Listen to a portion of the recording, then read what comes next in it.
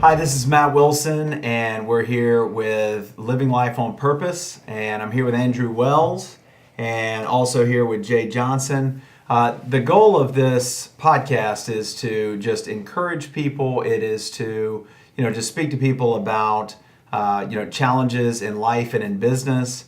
And, not only do we want to, sit down with successful people, but we also want to focus on people that are living life on purpose. So Jay certainly, meets that criteria. He's the president and CEO with College Prep U. And in this role, Jay leads a team providing all aspects of college admissions, college decision guidance, scholarship search, college list development, applications and essays, and ACT, SAT prep. So Jay's a big believer in students choosing the best institutions for their post-secondary options. And he's a qualified independent counselor and holds a BA in business administration with a concentration in finance from Morehouse, and then also holds an MBA from Columbia's Business School. College Prep U is also a member of SACAC, the Southern Association of College Admission Counselors, and then he's also no stranger to the college admission process because he spent several years as a senior admission counselor, and he's also chaired many committees at Miles College, SACAC, and then UAB's MHRC Young Professional Group. And so that all taught him the intricacies of, and the trends of the surrounding college admission process. But he's got more than 5 years of admission counseling experience in higher education. And, he's also a serial entrepreneur. So this is not his first business, but it's his most recent. But he spent 16 years in management with AT&T, and so he's no stranger to the corporate world either. And basically today we just wanted to hear more about Jay, and he's going to talk to you about the challenges that he's faced. And what are your thoughts, Andrew? Well, yeah, he's been doing a lot. It was nice to have a little backstage conversation. So this is a guy who's went from being in AT&T, corporate life, and then went and I can't remember. Did you start another company?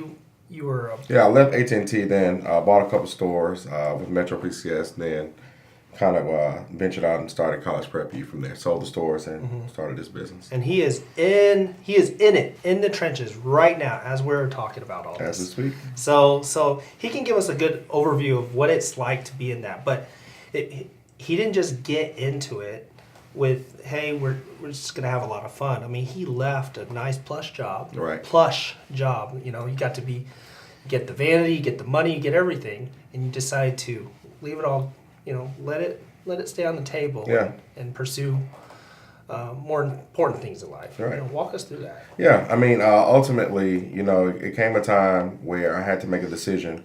And as we know, a lot of companies have cutbacks.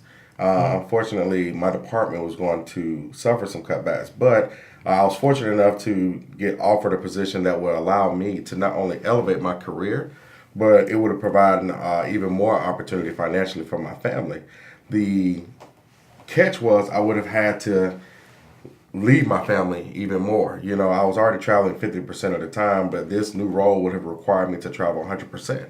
Meaning that I would have had to have a dual residency in Los Angeles, California, which is great, phenomenal, love LA, but I mean, to live there is just nothing that I wanted to do. You can tell all your friends. Yeah, I mean, I could, and it would have been fabulous, man, but it would have been without my wife and my daughter, and that would have not been great. And ultimately, the other 2 weeks would have been in Miami, which again, Miami is a great place, but for me, it's more so, what's most important. Home is where my heart is. And so, being able to make that decision to decide to stay home or go was a no-brainer. God told me to stay home, and I did. So That's awesome. And, I think it's so easy for people to get caught up in, just the money or, the pursuit of, success or whatever society tells us is most important. Right. And, so here is LA, Miami, more money, jet setting. Right. But at the end of the day, you chose family, Yeah. and you stayed true to your character and your convictions. And, so I applaud you for doing that. Thank you. But from that aspect, to go from corporate, everything is, taken care of. You know exactly where that next paycheck's coming from. Right. To, now become that full-time entrepreneur. Yeah. What's that like? Because not only you, but, both you and your wife Right. are small business owners now. What's that transition been like? I can tell you, it's tough. Anytime you make any transition in life, it's going to be bumps in the road. The difference is when those bumps happen, do you let it succumb you, or do you do your best to get over them? And overall, I knew that with the support, of my family and with God speaking into my heart, what His vision for me to do, even though I didn't know that's what it would have been or what it led me to be, but He just kept speaking to me. And honestly, I approach it every day with a smile. I look forward to the mistakes. I look forward to getting things right that I may have done wrong. Ultimately, it's mine, and coming in a household where both of us are entrepreneurs, we watch every dollar that come in and go out, and we've always been very transparent when it comes to having conversations about our finances. But, it's also have inspired a very competitive spirit. And let me tell you why. Is because, now that we are both entrepreneurs in the house, we look for every stream of revenue, like that. So although we don't let money lead us, it doesn't mean that we're not afraid of figuring out different ways to bring more in. And so, it's kind of funny because, one thing that my wife and I both did, one, we tithe automatically, but we tithe from our businesses. And only because we want that to be blessed by the holy financial institution. And then ultimately, we open up other businesses. And our goal is to get every new business that we have on the same page to where we tie them from all our streams.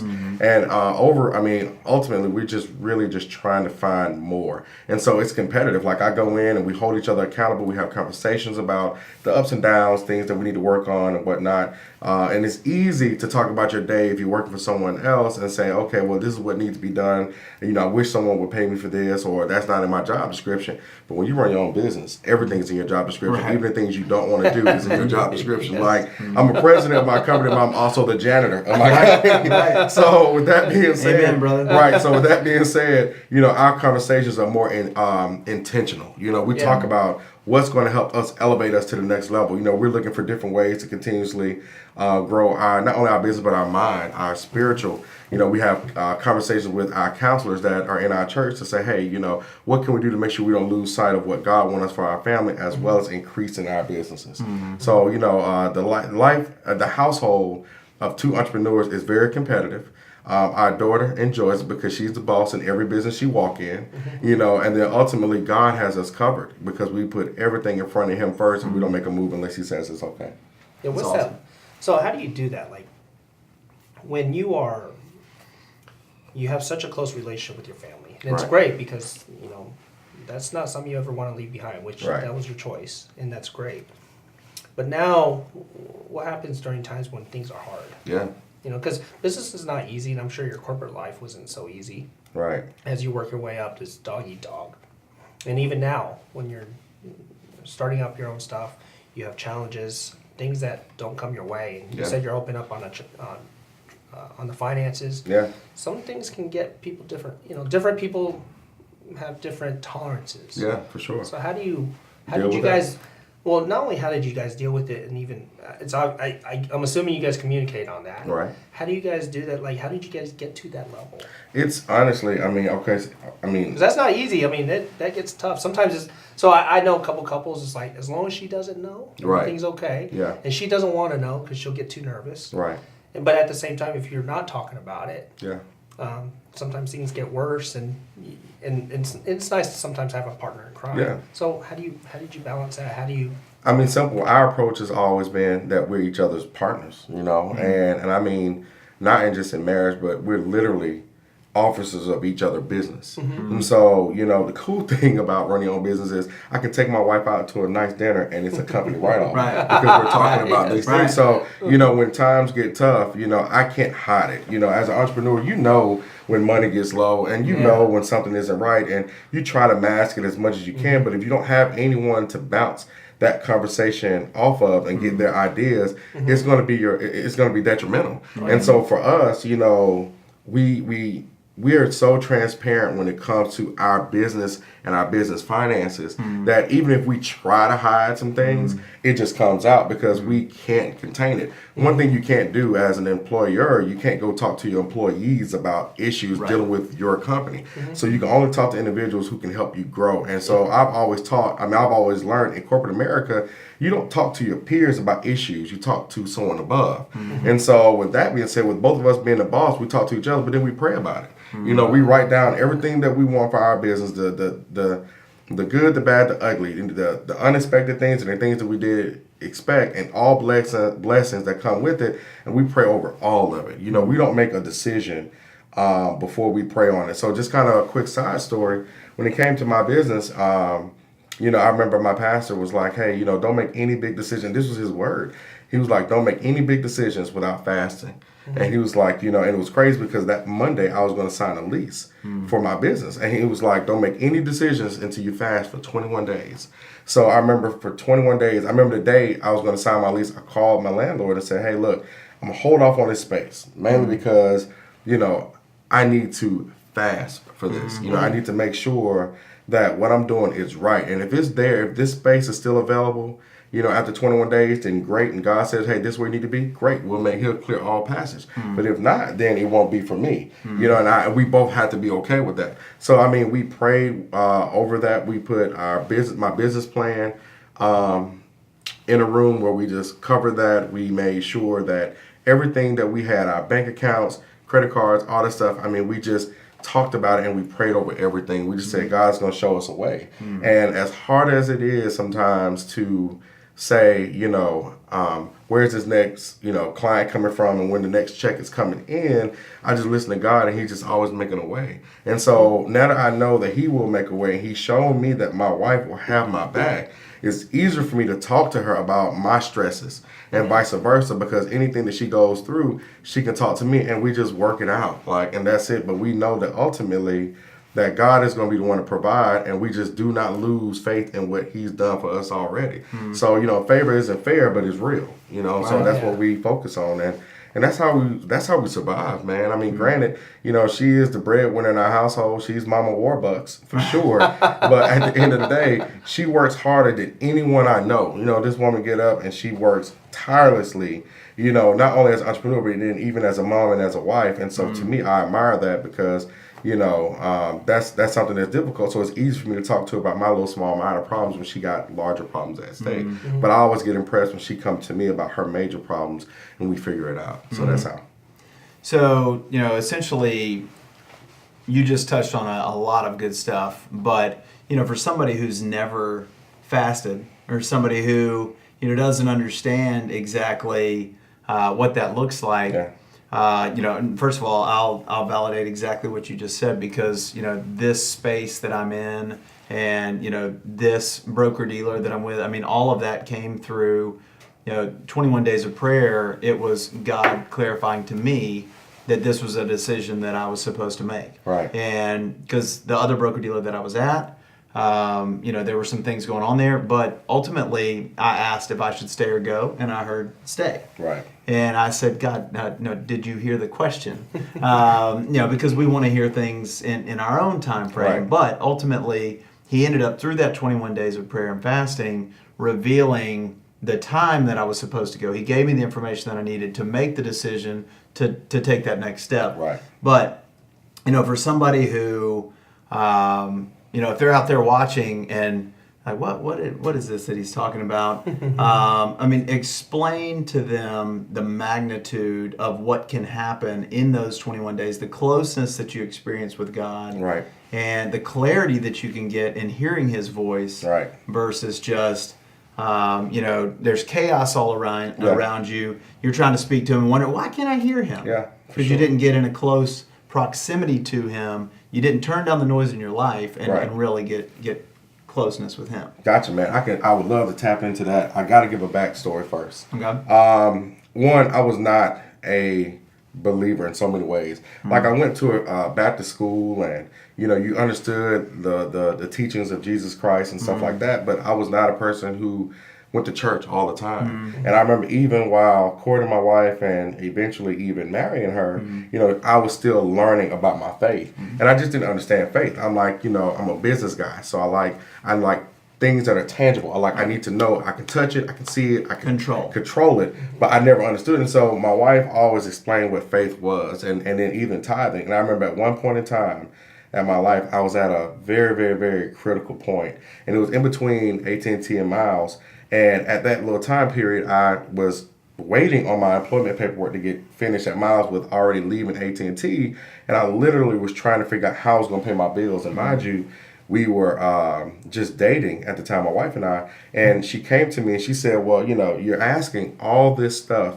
I mean, everything that you want, you're asking for, but you're asking people who work at these companies. You're trying to figure out where you are with your paperwork, and you're trying to figure out how you can squeeze this money in and stuff like that, but you're not asking God for anything. And then even the money you're receiving, are you tithing from it? And I was like, I can't afford it. I was like, you know, I can't afford the tithe. Like, I can't. And so my wife at that time, she was in residency. So, I mean, she was making only $50,000 a year, which we say only, which is a good amount of money, but only in their world, only $50,000. And she had a house, she had all these different expenses. And she said, well, I'll make a deal with you. If you tithe, you know, I will help pay your bills. Now, being a man, I can't let my woman pay my bills. I was like, no, I'm used to taking you out. Like, that doesn't work that way. Right. And so, honestly, she said, trust God and see. And so literally, I remember I wrote that first check, and I was like, man, you know, this is going to cut this off, this is going to cut that off. And she kept true to her word. And next thing you know, like, and it wasn't instant. It taken a while. You know, I start seeing some of the things turn around. And I just noticed, because I just think my wife was lucky. Like, every time she would enter in a raffle or we went anywhere, she always won. Right. And so I just never understood. And so, you know, she told me, she was like, faith is something you can't see. You just know it's there, and you have to trust it. That's why they call it blind faith, because if you can see it, then it wouldn't be faith. It's a blessing from that. So, you know, when it came to, you know, tithing, I wasn't a fan, and then she taught me how to do it, and then I learned. So now when it came time to make decisions financially, you know, I knew that if I wasn't right with God, like, God doesn't need my money. He doesn't. It's his money, you know, Right. and God we trust is on every bill. So with that being said, it's all his. But he just want to see where my heart is. You know, if I'm willing to say, hey, I'm willing to give this away to receive more. And even if more doesn't look like a financial gain, then, you know, it speaks volumes. And so for me, when it came to that point in time, and I'm gonna get back to your question, when it came to that point in time where I had to make that decision to trust God, I did. Only because he hasn't failed me at all. So now, talking to someone who, you know, wants to understand exactly what that looks like and what it is, I mean, it's simple. You know, I mean, every time you are at your highest moment, you know, God is the reason why you're there. Every time you're at your lowest moment, God is the reason why you're there. The difference is when we're at our highest moments, we forget why we got there. And when we're at our lowest, we want to ask why we're here. But I listened to someone speak, and they said something that was very pivotal. When you're at your rock bottom, don't look at that ground as the lowest point you can get, where you should be.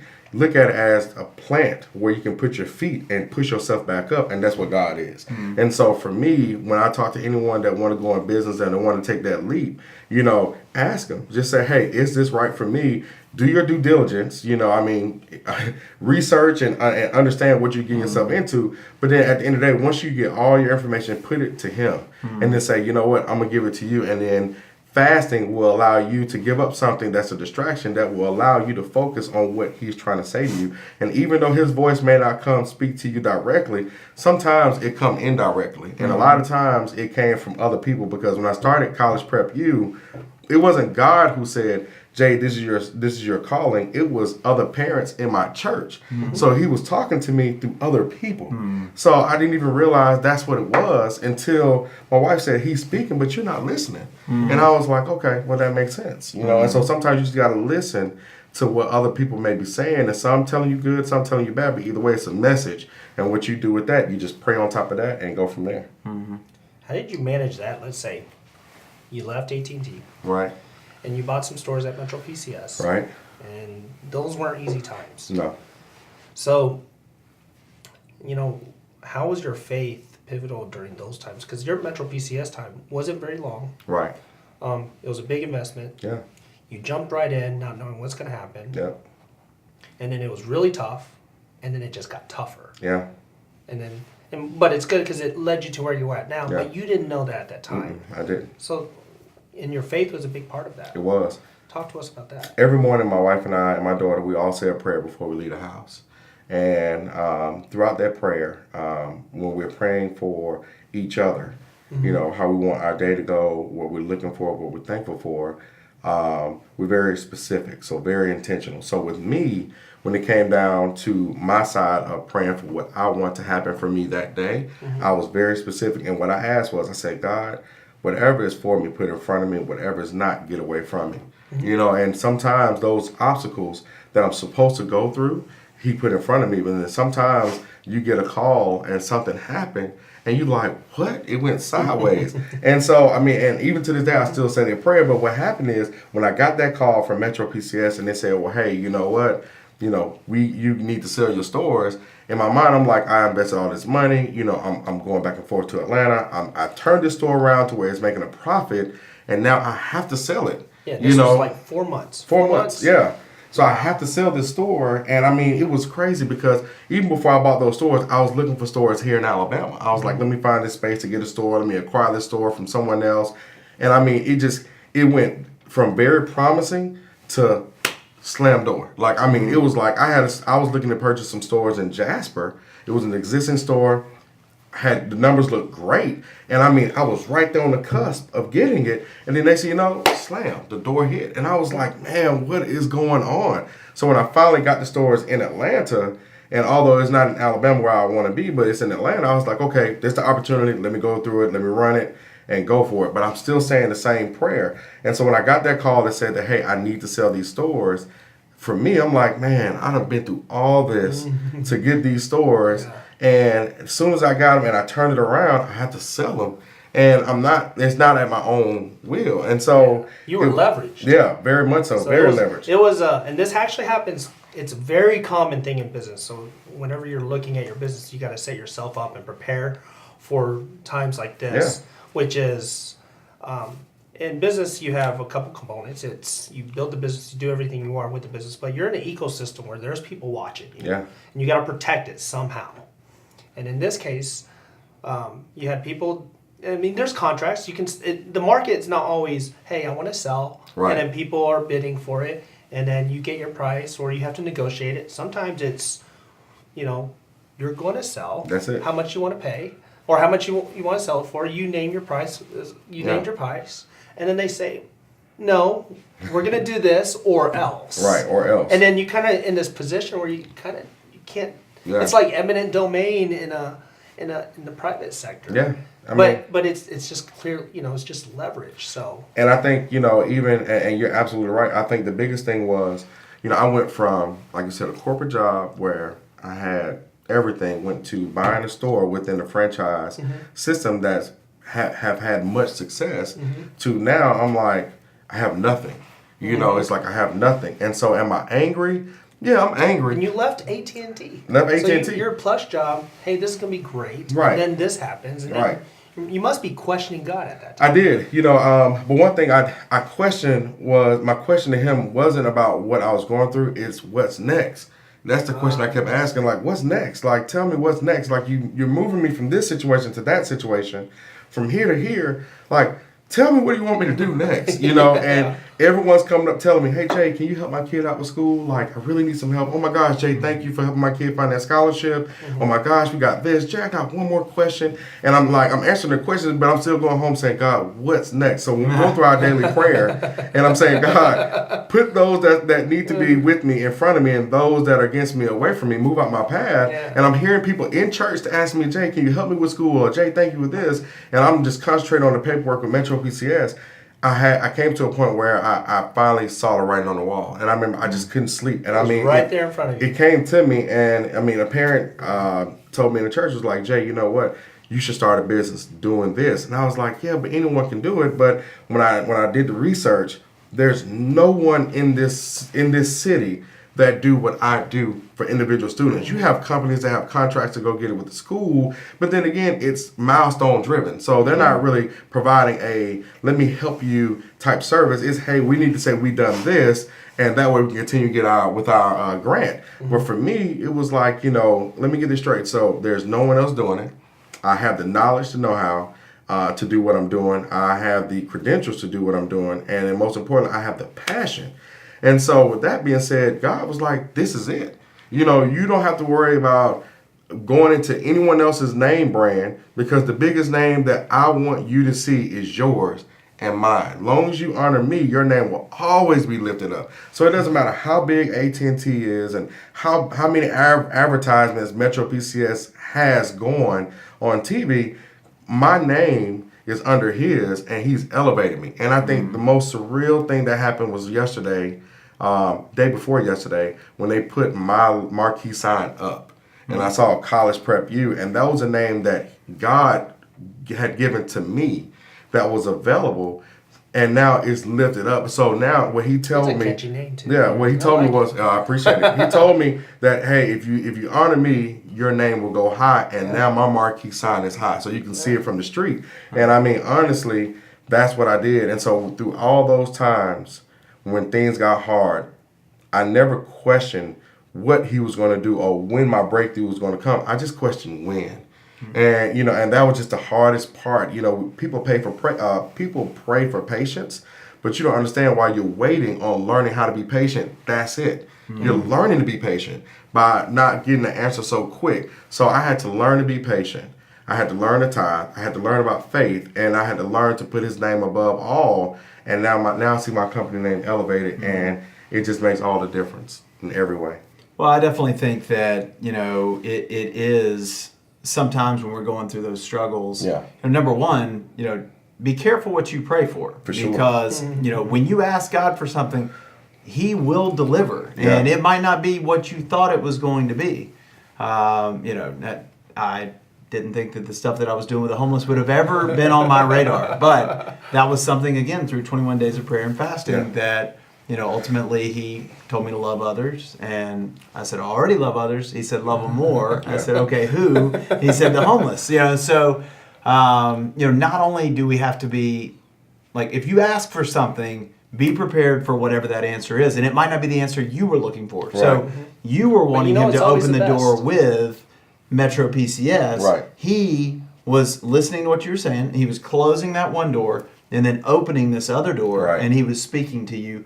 But at the same time, sometimes He has to refine us through the trials and humble us and get us focused back on Him. Yeah, for sure. Because, sometimes when we think we've got it, Yeah. He'll remind us, you don't really have any of this. Yeah. I ultimately control it all. And I'll bring you to your knees if that's what I've got to do to get you praying and honoring me, because I can put you up here or I can take you down there. Easy. Ultimately, we've always got to, be aware of those things. But, I mean, so much good stuff.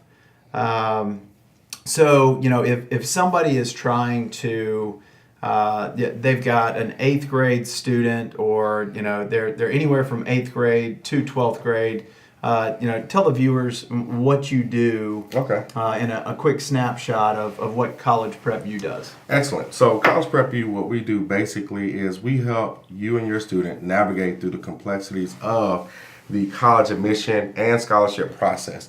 Overall, I take all the stress from a student and a parent and help them make the best decision for their child to get them in the best institution. Sometimes some students need to go to community college route, some 4-year, some technical. Either way, what we do is we dive into it and make sure that every decision is right. It has to be best for the student, best for the parents, best for the school as well. And ultimately, I live for the smiles. So I try to make sure that the students have the best smiles, because I want them to go to the school of their choice. Overall, it's so many different things that go into the components of finding the right college that nowadays Parents are not equipped to do it as much. Counselors are overworked because they're bombarded with so many students and other responsibilities. And students are just not equipped to go out there and make life-changing decisions, but they're forced to do this. And so ultimately, when a student comes into my office, we sit down, we have a consultation. They tell me exactly what they want, what they're striving to become, and then we put a plan in place. What that plan is, I basically help them map out their road to success. If it means that they're going to go to a school that their parents graduated from, then great. We're going to make sure that's the school they want to go to for their reasons and not for their parent reason. If it's a school that they didn't even know existed, but I felt like would enhance what they're ultimately trying to become, then we make those suggestions. So the good thing is, if a student needs to go on a tour, we set the tour up for them. If they need to speak to professors in different buildings, we set all that up for them as well. Parents don't understand financial aid, great, we help them out with that. By the time a student comes to me, if I have them beginning of their 12th grade year, let's say they're seniors now, and from the time they start 12th grade to the time they graduate, they would have applied for over 150 scholarships. So, I teach them how to look for scholarships, the right ones, and if they have to write an essay, we help them with the essay process. Overall, we give them the white gloves approach. We want to make sure that they understand that you have an ally out here to help you navigate this tough decision that you're going to have to make that's going to potentially impact the rest of your life. So overall, at College Prep U, what we do is we basically simplify everything you need to help your child get into college and stay in college. Awesome. Yeah. So imagine your kid wants to be a lawyer, right? Wants to be an attorney, wants to be an accountant. So you have a whole wealth of knowledge of what that looks like. You know what an accountant looks like, you know what an attorney looks like, you know what they do, their job responsibilities. A lot of these students, and even me before I even got into college or even after college, we don't know what that looks like until we're in the job world. And this is actually why a lot of students or a lot of graduates of colleges, they don't use their degrees. Right. Because what you think you want and what you actually want is very different. Yeah. And that has to be matched up with your skill sets, with your wants, needs. Yeah. And there's a lot of variables that go into it. And so you're a guy who went through the full gamut. Right. You've worked many different positions, became the big boss at a couple different places. Right. And saw all the different nuances of not only running a company, but being a follower, being a leader, being a manager, starting a company, selling a company, now doing another one. Right. You have a wide range of talents and skills in your tool chest. Yes. That whenever a student says, "Hey, I want to be this," you know what that looks like. Right. And you can explain to them what that looks like. Hey, you want to be an attorney? Okay, great. So, do you love to read? Because they do a lot of reading. Right. But if you don't like to study, or maybe you like to study, maybe you like to speak, someone who has a skill set of an attorney but doesn't like to be an attorney can be a salesperson. Right. Believe it or not, that kind of thing. So you know how to walk them through that process. Yeah, for the most part, some of my best investment are my resources, and my resources are people. I pray for God to put people who are with me in front of me. So what I do usually is if a student have an idea of what they think they may want to do, then I try my best to use my network to pair them up with someone and allow that individual to shadow. So that way they can kind of go into it. I also collaborate with a young lady who has a career company, and we give the students an assessment test. Based off that assessment test, their personality will tell them what kind of career field they will go in, and then we start prepping them for it. So, if they're in high school now, let's say 9 through 11, then we try to find summer enrichment programs for them to go into that's in their field. So if they want to go into law, then I look at different colleges and say, okay, great. What do you have? Maybe it's something English lit or, some type of enrichment campus there. Or if they want to go in engineering, maybe it's a STEM program. And that way we can tie them into it and they can go and see it. And if they can put themselves in that environment and feel like that's where they want to be, then ultimately it'll help them carve out the right pathway to that. Because although there are a lot of people who do not work within their degree, there are plenty more who do. The difference is that individual had a better insight on what they want to do, and they had better resources. So what I like to do is I like to tie the unknown to the known. So you don't know what you want to do, but you think you want to do this. I know someone who's doing it. Great. We're going to let you talk to that person, let you shadow them if it's possible, and ultimately let them tell you what their steps were. So that way that student will now know what to ask a college when they go. So when they go and ask, or they go and visit the school and they say, well, okay, great. Tell me about your pre-law track. Tell me about your law school. What's the percentage of a student who graduates with this degree, let's say in English, get into your own law school? So that way they're not blindsided by just the buildings and, the mystique of the school. They're actually asking do a lot of marketing. questions. Those schools do a lot of marketing. As well as I went to- Football team, Oh, yeah, for cheerleader. sure, yeah. I went to my school because I saw the sliding glass doors. I thought Right. that was the coolest thing. I thought Yeah. that they were highly technological. Yeah, man. I saw the girls. Right. Ultimately, yes. Yeah. So overall, they do a lot of marketing, and it's great because it does a sense of pride is the best thing a alum can have for their school. Yeah. So there's nothing wrong with that at all. But I want to make sure that alum loves the school while they're a student. And before you attend that school, you can't fall in love with a school that you're not even a student at. You can only fall in love with the school while you're there. So I want to make sure that if this is going to be a very conducive relationship, that we get as close to the love as we can for that school with looking at everything possible that can happen, good, bad, or ugly, and then going there. And from that point, that student will love their program, love the school. They'll become a proud alum, and they'll become a giving alum, which will help keep the school afloat. And that's ultimately the goal. Find someone that I'm looking to make happy alums. So yes, That's awesome.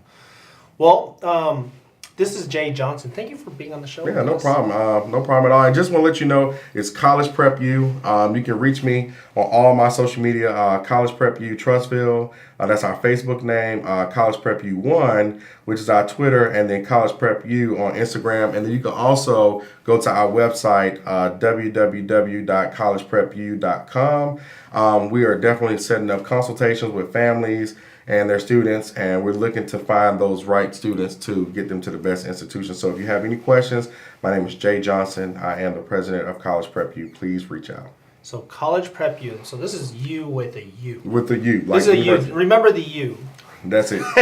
Yeah. Just like that. He's sporting his shirt. Yeah. the best marquee, right? That is. It is. And we're located in Trustville. So he's located in Trustville, so he's local here. He knows all the ins and outs. So collegeprepu.com. Yes, absolutely. Okay. Well, thank you guys. This is Matt Wilson, and Thank I'm you. Andrew Wells, and thank you for watching our show, Executive Lines, Living Life on Purpose. Have a great day. Thank you so much.